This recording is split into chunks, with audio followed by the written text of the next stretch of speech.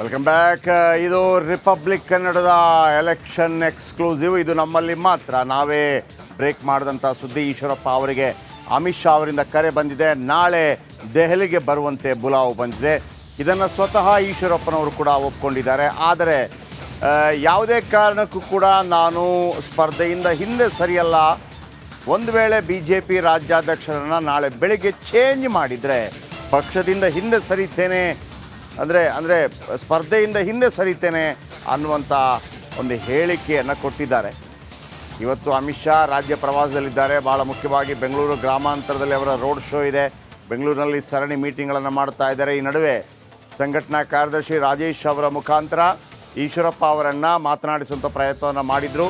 ಇದನ್ನು ರಿಪಬ್ಲಿಕ್ ಕನ್ನಡ ಎಲ್ಲರಿಗಿಂತ ವೇಗವಾಗಿ ಬ್ರೇಕ್ ಮಾಡಿತ್ತು. ಯಾಕೆಂತಂದರೆ ಈಶ್ವರಪ್ಪನವರನ್ನು ಮಾತನಾಡಿಸಿ ಅವರನ್ನು ಸಮಾಧಾನ ಪಡಿಸುವಂಥ ಪ್ರಯತ್ನಗಳಾಗ್ತಾ ಇದೆ ಅನ್ನುವಂಥ ವಿಚಾರ. ಆದರೆ ಇದಕ್ಕೆ ಸಂಬಂಧಪಟ್ಟ ಹಾಗೆ ಅದನ್ನು ಒಪ್ಕೊಂಡಿದ್ದಾರೆ ಈಶ್ವರಪ್ಪನವರು. ಜೊತೆಗೆ ಒಪ್ಕೊಳ್ಳೋದರ ಜೊತೆಗೆ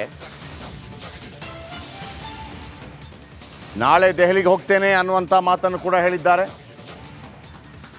ಏನು ಹೇಳಿದ್ದಾರೆ ಕೇಳಿಸ್ಕೊಳ್ಳಿ. ಇಲ್ಲ ಅದಕ್ಕೋಸ್ಕರ ನನಗೂ ತುಂಬ ನೋವಾಗಿದೆ.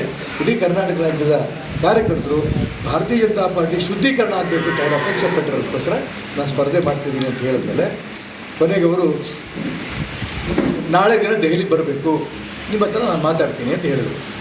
ನಾನು ನಿಮ್ಮ ದೊಡ್ಡವರಿದ್ದೀರಿ, ದೊಡ್ಡವ್ರ ಮಾತನ್ನು ನಾನು ಮೀರಿದೆ ಅನ್ನೋಂಥ ಭಾವನೆ ಬರಬಾರ್ದು. ನಾನು ಖಂಡಿತ ದೆಹಲಿಗೆ ಬರ್ತೀನಿ. ದೆಹಲಿ ಬಂದಾಗಲೂ ಕೂಡ ನನಗೆ ಚುನಾವಣೆಯಿಂದ ವಾಪಸ್ ತಗೊಳ್ಳಿ ಅನ್ನಂತ ನೀವು ಸೂಚನೆ ಕೊಡಬೇಡಿ. ಕೊಟ್ಟರೆ ಮಾತ್ರ ಸಮಸ್ಯೆ ಆಗುತ್ತೆ ಅಂದೆ. ನಾನು ಸೂಚನೆ ಕೊಡಲ್ಲಪ್ಪ ನಿಮಗೆ, ನಾನು ಪ್ರಾರ್ಥನೆ ಮಾಡ್ತೀನಿ ಅಂದರು. ಅಯ್ಯೋ ಭಾರಿ ದೊಡ್ಡವ್ರು ನೀವು, ನನಗೆ ಪ್ರಾರ್ಥನೆ ಮಾಡೋಂಥ ಅವಶ್ಯಕತೆ ಖಂಡಿತ ಇಲ್ಲ. ಅದು ನನ್ನ ಉದ್ದೇಶ ನಿಮಗೆ ಸಮಾಧಾನ ಆಗಿದೆ ಅಂತ ನಾನು ಭಾವಿಸ್ತೇನೆ. ಈ ಉದ್ದೇಶಕ್ಕೋಸ್ಕರ ಚುನಾವಣೆ ಸ್ಪರ್ಧೆ ಮಾಡ್ತಾ ಇದ್ದೀನಿ. ಚುನಾವಣೆ ಸ್ಪರ್ಧೆ ಮಾಡ್ತಾ ಇರೋಂಥ ಸಂದರ್ಭದಲ್ಲಿ ಕೊಡೋಕ್ಕಾಗ್ತಿಲ್ಲ. ಇಡೀ ರಾಜ್ಯದಿಂದ ನನಗೆ ಫೋನ್ಗಳು ಬರ್ತಾ ಇದ್ದಾವೆ.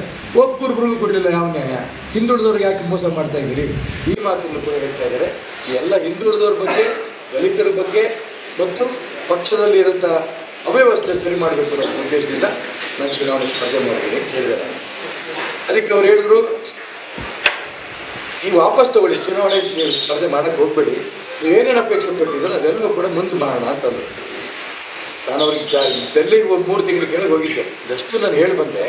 ಕುಟುಂಬದಲ್ಲಿ BJP ಕೇಂದ್ರ ಚುನಾವಣಾ ಸಮಿತಿಯಲ್ಲಿ ಹೇಳಿರ್ತಾರೆ. ಅದೇ ಕುಟುಂಬದ ಒಬ್ಬ MP ರಾಘವೇಂದ್ರ ಅವರು MP ಆಗಿದ್ದಾರೆ. ಅದೇ ಕುಟುಂಬದ ಇನ್ನೊಬ್ಬರು MLA ಆಗಿದ್ದಾರೆ ವಿಜೇಂದ್ರ. ಅವ್ರ ಕೈಯಲ್ಲಿ 6 ತಿಂಗಳು ಹಠ ಹಿಡಿದು ಅಪ್ಪ ಮಕ್ಕಳ ಕೈಯಲ್ಲಿರೋಂಥ ಒಂದು ಪಕ್ಷದ ವ್ಯವಸ್ಥೆಯನ್ನು ಮುಕ್ತಿಗೊಳಿಸಬೇಕು, ಅದಕ್ಕೋಸ್ಕರ ಚುನಾವಣೆ ಸ್ಪರ್ಧೆ ಮಾಡ್ತಾಯಿದ್ದೀನಿ ಅನ್ನೋದು ಒಂದು ಅವ್ರಿಗೆ ಹೇಳಿದ್ದೀನಿ.